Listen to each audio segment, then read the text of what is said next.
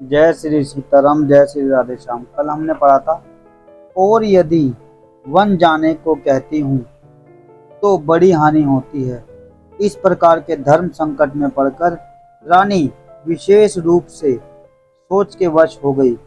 फिर बुद्धिमती कौशल्य जी स्त्री धर्म पतिव्रत धर्म को समझकर और राम तथा भरत दोनों पुत्रों को समान जानकर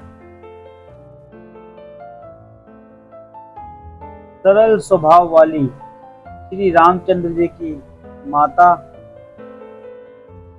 बड़ा धीरज धरकर वचन बोली, हे तात, मैं बलिहारी जाती हूँ।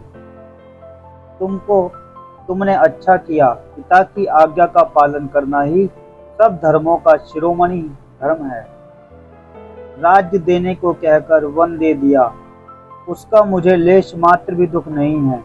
दुख तो इस बात का है कि तुम्हारे बिना भरत को, महाराज को और प्रजा को बड़ी भारी कलेश होगा। हे तात, यदि केवल पिताजी की ही आज्ञा हो तो माता को पिता से बड़ी जानकर वन को मत जाओ, किंतु यदि पिता माता दोनों ने वन जाने को कहा हो तो वन में तुम्हारे लिए सैकड़ों अयोध्या के समान है। वन के देवता तुम्हारे पिता होंगे और वन देवियां माता होंगी। वहां के पशु पक्षी तुम्हारे चरण कमलों के सेवक होंगे। राजा के लिए अंत में तो वनवास करना ही उचित है। केवल तुम्हारी सुकुमार अवस्था देखकर हृदय में दुख होता है। हे रघुवंश के तिलक, वन बड़ा भयानक है, वन बड़ा भाग्यवान है और यह अवध अभागी है जिसे तुमने त्याग दिया। हे पुत्र, यदि मैं कहूँ कि मुझे भी साथ ले चलो तो तुम्हारे हृदय में संदेह होगा कि माता इसी बहाने मुझे रोकना चाहती है। हे पुत्र, तुम सभी के परम प्रिय हो, प्राणों के प्राण और हृदय के जीवन हो। वही प्राणाधार तुम कहते हो कि माता, वह वन को जाऊं और तुम्हारे वचनों को सुनकर बैठी पछताती हूँ। देखो यहाँ कौशल्या माता जी का प्रेम श्री रामचंद्र जी के लिए कितना ज्यादा है कि वो उन्हें रोकना भी नहीं चाहती कि रोकेंगी तो उससे धर्म का नाश होगा, नहीं रोकेगी तो उनकी ममता उनको पछताती। तो माता बड़ी घुमा के इस बात को कहती है कि अगर मैं तुम्हारे साथ चलना भी चाहूँ तो ये भी सही नहीं होगा। तुम्हें लगेगा कि मैं तुम्हें रोकना चाहती हूँ, मगर माता कौशल्या ने कह ही दिया कि आप मुझे भी साथ में ले चलो श्री रामचंद्र जी, आप वनवास में जा रहे हो तो कि वनवास जितना भी वन है वो हमसे ज्यादा सुखी होगा वहां पे आपके साथ। अगर मैं साथ चल सकती हूँ तो मुझे ले चलो। ऐसा रामचंद्र जी से कौशल्या माता जी बात को घुमा के कह चुकी हैं। सीधा नहीं कहा कि ये सही भी है नहीं, यहाँ पे पति की सेवा की समाज की सेवा, बट इतनी बात भी उन्होंने कह दी। यह सोचकर झूठा स्नेह बढ़ाकर मैं हट नहीं करती बेटा, मैं बलैयां लेती हूँ। माता का नाता मानकर मेरी सुध ना भूल जाना। हे गोसाई, सब देव और पितृ तुम्हारी वैसे ही रक्षा करे जैसे पलके आंखों की रक्षा करते हैं। तुम्हारे वनवास की अवधि 14 वर्ष जल है, प्रियजन और कुटुंबी मछली है। तुम दया की खान और धर्म की धुरी को धारण करने वाले हो। ऐसा विचार कर वही उपाय करना जिसमें सबके जीते जी तुम आ मिलो। मैं बलिहारी जाती हूँ। तुम सेवकों, परिवार वालों और नगर भर को अनाथ करके सुख पूर्वक वन को जाओ। आज सबके पुण्यों का फल पूरा हो गया है, कठिन काल हमारे विपरीत आ गया है। इस प्रकार बहुत विलाप करके और अपने को परम अभाग्नि जानकर माता श्री रामचंद्र जी के चरणों में लिपट गई। हृदय में भयानक दुस्सह संताप छा गया। उस समय की बहुविध विलाप का वर्णन नहीं किया जा सकता। श्री रामचंद्र जी ने माता को उठाकर हृदय से लगा लिया और फिर कोमल वचन कहकर उन्हें समझाया। उसी समय यह समाचार सुनकर सीता जी अकुला उठी और सास के पास जाकर उनके दोनों चरण कमलों की वंदना कर सिर नवा नीचा करके बैठ गई। देखो माता, कौशल्या माता जी श्री रामचंद्र जी को बातें समझा समझा के कि ऐसे रहना, अपना ख्याल रखना, सारी बात समझा समझा के जब लास्ट में लगा कि मैं कुछ भी नहीं बोल पा रही, तो अपने बेटे के ही पैर पकड़ के माता जी वहां लेट गए। ऐसे बेटे के पैर पकड़े और श्री रामचंद्र जी के चरणों में लेट गए। श्री रामचंद्र जी तो उनके पुत्र हैं। तो यहाँ इस प्रेम को वर्णन करने के लिए, बताने के लिए कोई शब्द है ही नहीं कि ये कैसा है कि माँ अपने बेटे के पैरों में लेट जाए कि बेटा तुझे रोक भी नहीं सकती, अभी आप बच्चे ही हो, मतलब उम्र में तो ज्यादा बड़े नहीं श्री रामचंद्र जी, मैं आपको जाने के लिए भी नहीं कह सकती। इस चीज से परेशान होकर माता ने माफी मांगी या प्यार दिया, उसको हृदय में सिर्फ माता और श्री रामचंद्र जी जान सकते। वो कैसा होगा कि माता पैरों में लेट गई कि बेटे कुछ नहीं बोल सकते। अब आगे पढ़ते हैं उससे।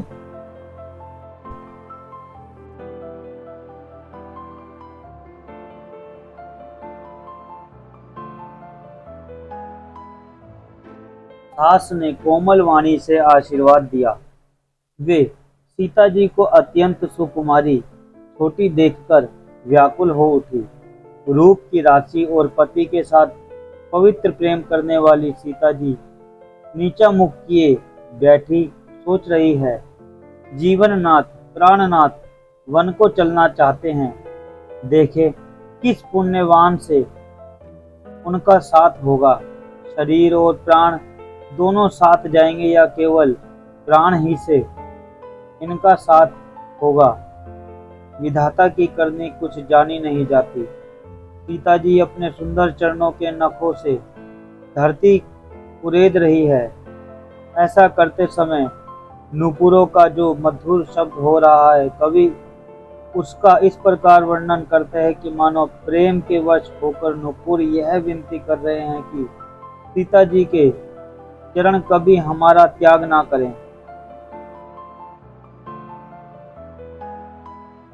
देखो यहाँ बता रहे हैं कवि भी कि जब सीता माता जी बेचैन हो गई, अपने हाथों से अपने पैरों के नखून से ऐसे धरती को कुरेद रही हैं, तो उनके जो घुंघरू बज रहे हैं वहां से भी प्रेम में ये सबको महसूस हो रहा है कि ये बोल रहे हैं कि अगर आप भी वनवास को जाओगी या फिर श्री रामचंद्र जी के साथ जाओगी, तो जो हम आपके पैरों की पायल बने हुए हैं, कहीं हमें ना छोड़ देना आप।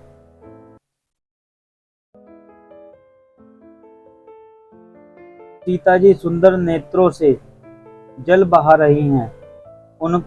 उनकी यह दशा देखकर श्री रामचंद्र जी की माता कौशल्या जी बोली, हे तात सुनो, सीता अत्यंत सुकुमारी है तथा सास ससुर और कुटुंबी सभी को प्यारी है। इनके पिता जनक जी राजाओं के शिरोमणि हैं, ससुर सूर्य कुल के सूर्य हैं और पति सूर्य कुल रूपी कुमुद वन को खिलाने वाले चंद्रमा तथा गुण और रूप के भंडार हैं। फिर मैंने रूप की राशि, सुंदर गुण और शील वाली प्यारी पुत्र वधु पाई है। मैंने इन जानकी को आंखों की पुतली बनाकर इनसे प्रेम बढ़ाया है और अपने प्राण इनमें लगा रखे हैं। इन्हें कल्पलता के समान मैंने बहुत तरह से बड़े लाव चाव के साथ स्नेह रूपी जल से सींचकर पाला है। अब इस लता के फूलने फलने के समय विधाता वाम हो गए हैं। कुछ जाना नहीं जाता कि इसका क्या परिणाम होगा। सीता जी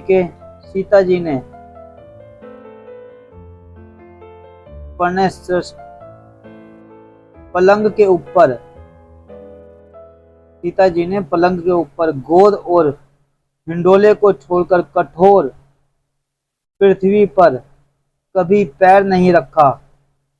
मैं सदा संजीवनी जड़ी के समान सावधानी से इनकी रखवाली करती रही हूँ। कभी दीपक की बत्ती हटाने को भी नहीं कहती। वही सीता अब तुम्हारे साथ वन चलना चाहती है। हे रघुनाथ, उसे क्या आज्ञा होती है? चंद्रमा की किरणों का रस अमृत चाहने वाली चकोरी सूर्य की ओर आंख किस तरह मिला सकती है। हाथी, सिंह, राक्षस आदि अनेक दुष्ट जीव जंतु वन में विचरते रहते हैं। हे पुत्र, क्या विषय की वाटिका में सुंदर संजीवनी बूटी शोभा पा सकती है। वन के लिए तो ब्रह्मा जी ने विषय सुख को न जानने वाले कोल और भीलों की लड़कियों को रचा है, जिनका पत्थर के कीड़े जैसा कठोर स्वभाव है। उन्हें वन में कभी कलेश नहीं होता, अथवा तपस्वियों की स्त्रियां वन में रहने योग्य है, जिन्होंने तपस्या के लिए सब भोग त्याज दिए हैं। हे पुत्र, जो तस्वीर के बंदर को देखकर डर जाती है, वे सीता वन में किस तरह रह सकेगी। देखो, अब सीता जी रो रही हैं और अपने मुंह से कह रही नहीं कि मेरे को श्री रामचंद्र जी के साथ जाना है। उनके मन की बात को भी कौशल्या जी ने कह दिया कि ये मेरी पुत्री है, मैंने अपने पूरे प्राण इनके अंदर बसा रखे हैं। इनको अगर तुम अपने साथ ले जाओगे तो जंगल बहुत ज्यादा भयानक है, इनको वहां ले जाना ठीक नहीं है, क्योंकि ये तो राजमहलों में पली हैं, बहुत ज्यादा कोमल है। इन्होंने कभी गर्मी सर्दी धूप डायरेक्ट देखी नहीं है और बिना चप्पलों के नहीं चल पाएगी।